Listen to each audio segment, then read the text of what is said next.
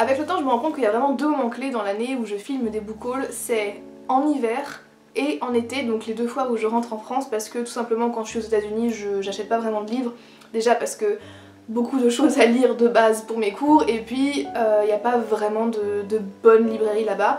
On a beaucoup de chance en France là-dessus.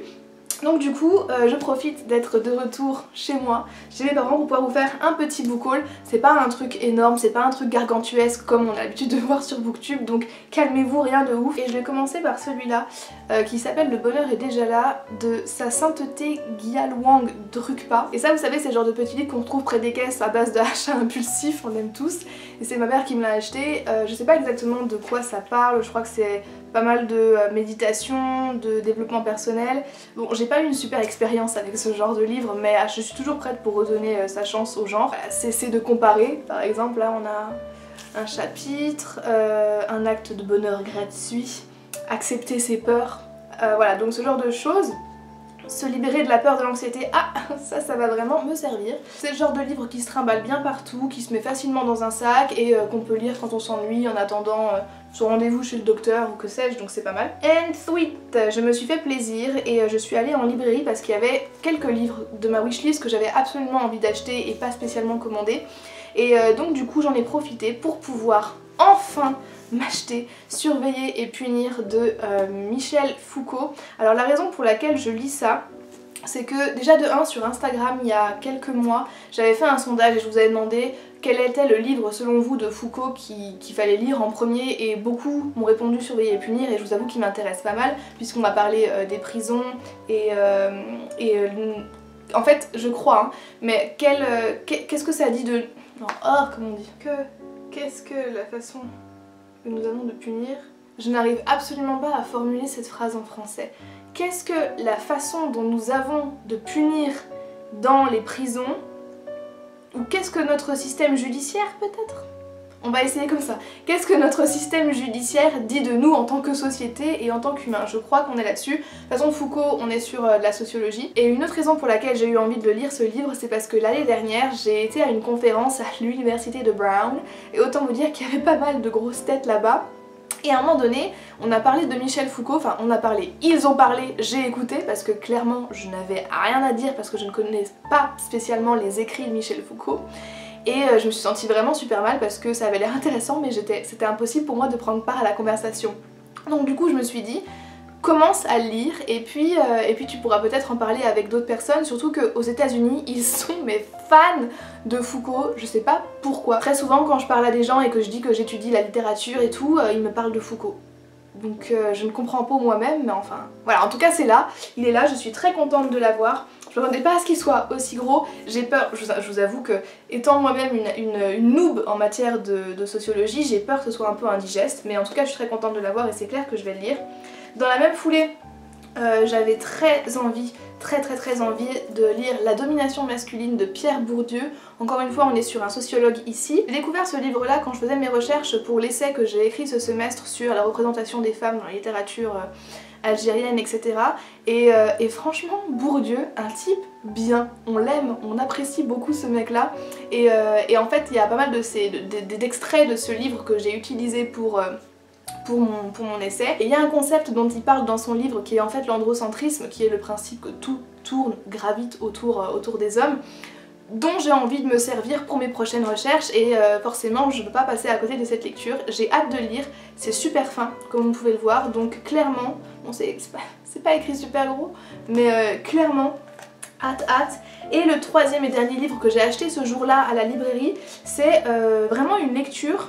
Ça m'arrive des fois, j'achète un livre et genre le soir même je le lis, c'est super rare mais ça m'arrive, et ça a été le cas pour celui-ci. Il s'agit de King Kong Theory de Virginie Despentes. Virginie Despentes qui est réalisatrice, écrivaine, et c'était mon premier livre de l'auteur. Il a été écrit en 2006, en fait c'est un essai féministe, d'accord? Donc elle va parler de pas mal de sujets, de viol, elle va parler de son viol, elle va parler de son expérience entre travailleuses du sexe, elle va parler de la pornographie, elle va parler du mariage, elle va parler des femmes dans l'espace public, donc elle en tant que personnage public et en tant que femme. J'avais très hâte de le lire, et c'est vrai que pour le coup, Virginie Despentes, a une réputation et je comprends maintenant, après avoir lu le livre, je comprends parce qu'elle a vraiment une plume super incisive et c'est assez rafraîchissant de voir ça chez une femme.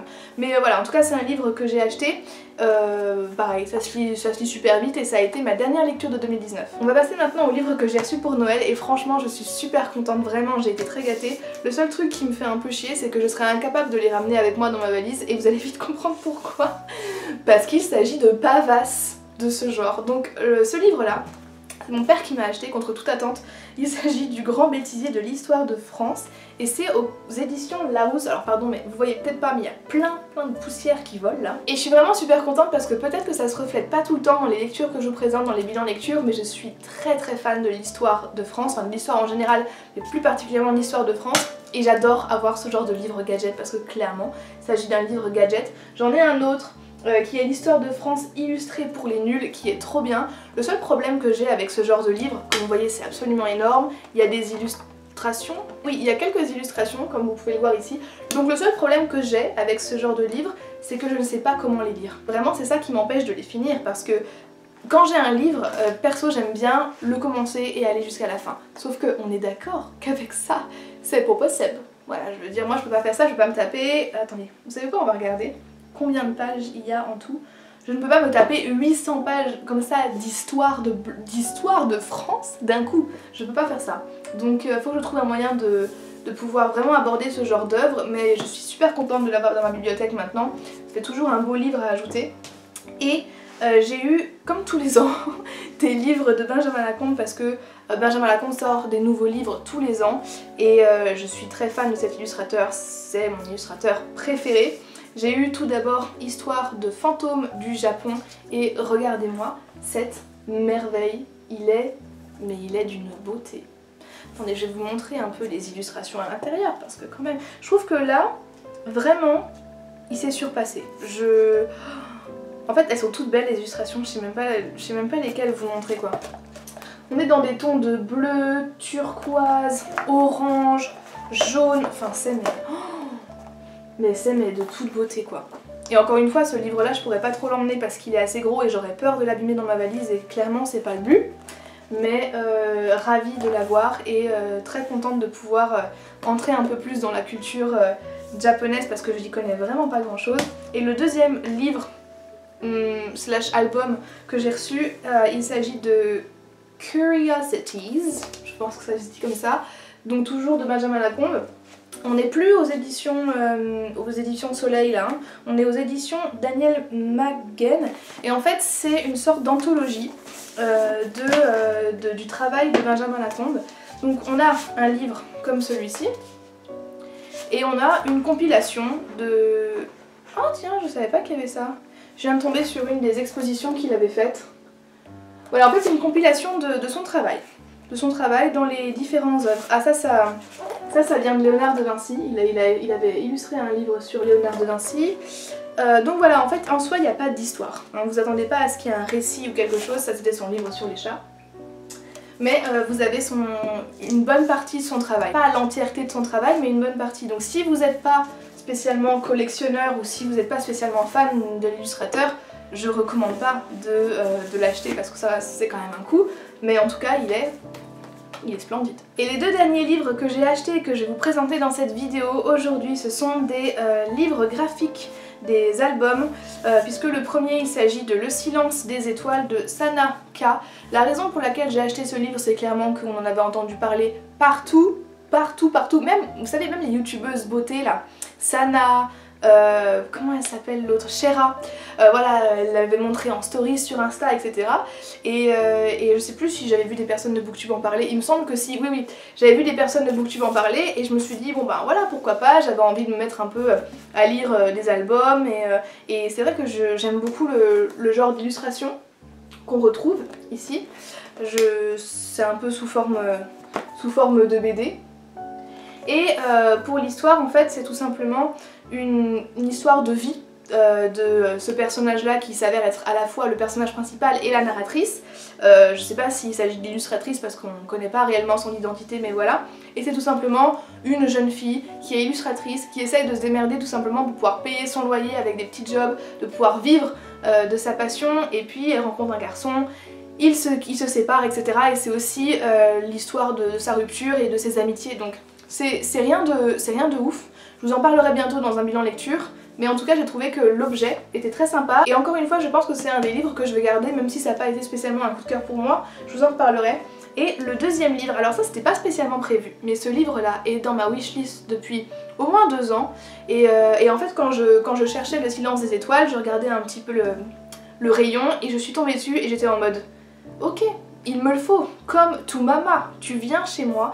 Il s'agit de Histoire dessinée de la guerre d'Algérie, c'est aux éditions du Seuil et bah voilà, est-ce que j'ai besoin de vous dire plus sur l'histoire? Pas spécialement. Voilà ce que ça donne à l'intérieur pour les planches, on est encore sous un format un peu de BD et j'ai vraiment hâte de voir ce que ça donne parce qu'on parle quand même d'un pan de l'histoire assez dense avec beaucoup de dates, beaucoup d'événements qui se sont passés et je me demande comment ça a été retranscrit en format BD. En tout cas je peux vous dire que je fais confiance 100% à l'auteur puisqu'il s'agit de Benjamin Stora et Benjamin Stora c'est selon moi un des plus grands, on va dire, historiens contemporains qui a écrit pas mal de choses sur la guerre d'Algérie. D'ailleurs il est né en Algérie donc c'est aussi pour ça que je lui fais pas mal confiance et donc voilà, je me dis de toute façon je suis un peu passionnée par ce sujet là, je pense que vous l'avez compris, donc tout ce qui a trait à l'Algérie, à la guerre d'Algérie, à l'histoire, etc. je prends et celui-ci n'en a pas fait exception. Et voilà, ce petit book haul est terminé, je vous l'ai dit, il n'y avait pas énormément de livres à vous présenter mais très franchement ça me va, je me vois plus acheter et faire des achats compulsifs comme je pouvais le faire avant. Dès que je regardais une vidéo d'un booktuber cash, je mettais sur ma wishlist, j'allais acheter le livre, etc. Et du coup ce qui a fait que j'ai eu une palle immense dont il me reste quand même pas mal de livres maintenant. Là c'est vraiment j'achète au compte-gouttes et c'est des livres que j'ai vraiment envie de lire et je suis plus sélective dans mes lectures, je fais attention à qui écrit, pourquoi, quel est le but, etc. Je suis beaucoup plus exigeante. Donc voilà, j'espère que cette petite vidéo vous a plu. Si vous avez quelques-uns de ces livres, ou même un seul livre dans votre pile à lire, n'hésitez pas à me dire, et puis surtout si vous en avez lu aussi, si vous les avez aimés, si vous ne les avez pas aimés, n'hésitez pas à me dire tout ça dans les commentaires, moi je me ferai un plaisir de vous répondre. Comme d'habitude, merci beaucoup d'avoir regardé cette vidéo jusqu'à la fin, et moi je vous dis à très bientôt dans une prochaine vidéo. Bye bye.